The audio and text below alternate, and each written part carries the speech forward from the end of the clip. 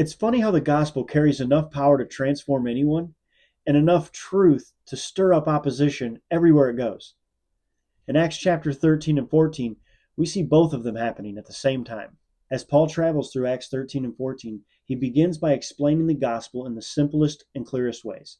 Jesus fulfilled everything God promised, from Abraham to Jacob to Joseph to his resurrection from the dead. But not everyone wanted to receive it. Some of the Jews struggled to accept that the covenant had been fulfilled through Jesus, and struggled even more with the idea that Gentiles were part of God's plan. And honestly, it's the same today. Some people find it hard to believe that God's grace is really for everyone. But that's the beauty of the gospel. God's plan is for all who receive Jesus, regardless race, gender, nationality, past mistakes, or former beliefs. Then we see something powerful about Paul. He always started where people were. When he spoke to devout Jews, he began with the covenant and the ancestors, Abraham and David, and the promises of God. When he spoke to Greek philosophers in Athens, he began with what he saw in their city. Different starting points, but same message. Always centered on Jesus, always built around the resurrection. Because no matter where you begin, the gospel ends with the same truth.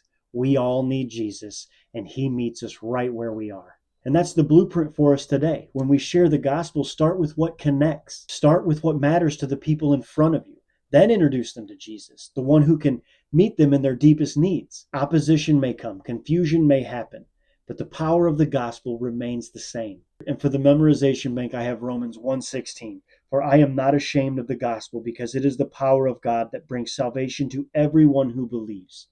Everyone means everyone. The gospel is powerful enough to save anyone and gentle enough to meet people right where they are. Share it with confidence, knowing God will use your words. Armor up, be the light, and trust the gospel's power, even in the face of opposition. God bless.